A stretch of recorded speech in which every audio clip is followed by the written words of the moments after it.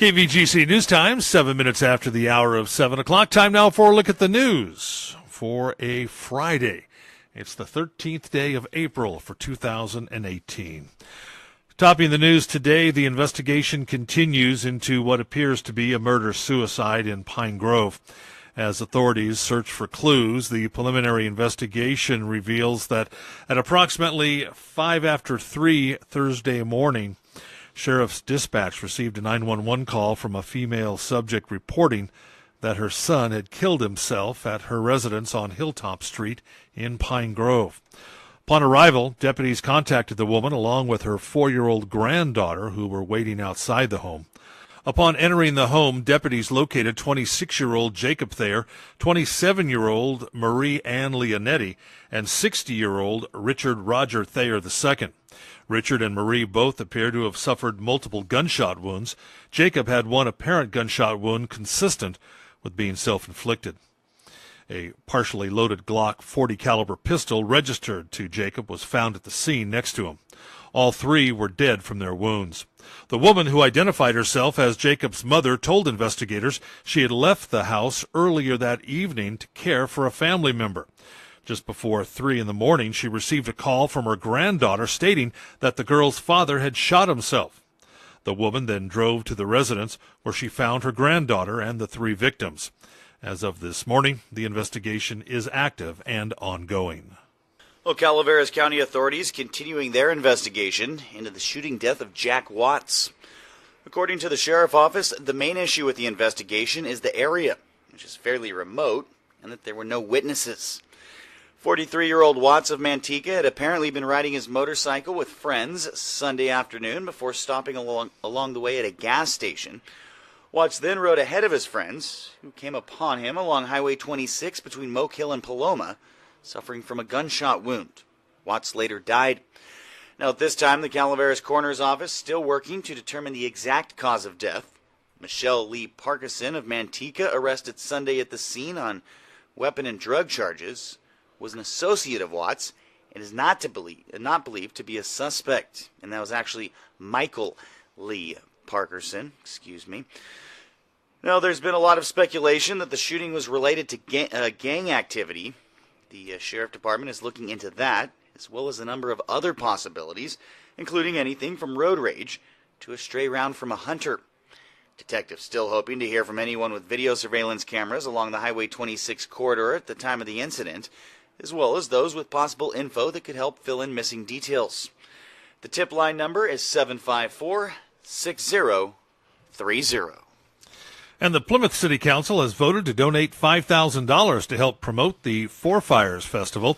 Responding to a request from the Amador Vintners Association, the council voted to approve spending the money to help promote the 4th annual Festival of Amador Food and Wine, which will be held this year on May 5th at the fairgrounds. The council also discussed options to address problems of neglected buildings on Main Street. Now, the council and staff both rejected the concept of a blighted building ordinance, mainly because there's no way to really set objective standards.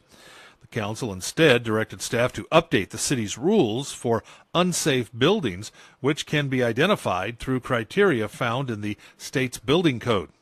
Finally, the council approved moving forward with a traffic study for zoning changes in the city.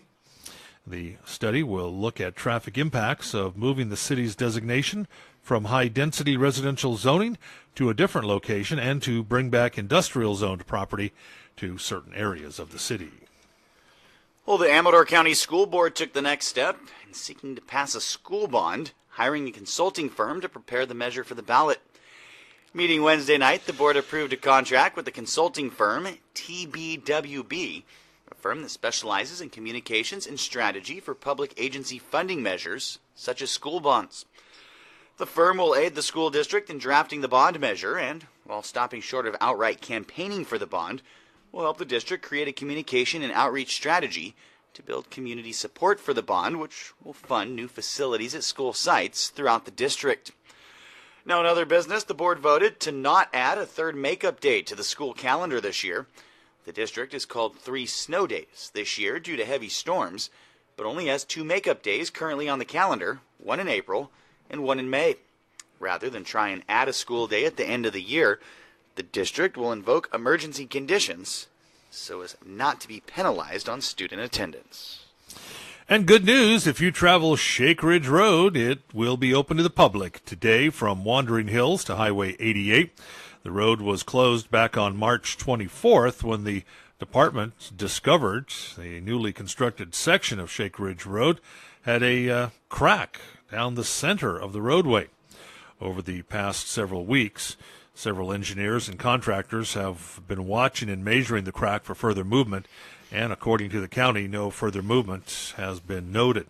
So, the county is currently pursuing a permanent repair, but in the future short term, the road will be open. There will be some minor traffic control devices such as signs, cones, and barriers in place during this interim period.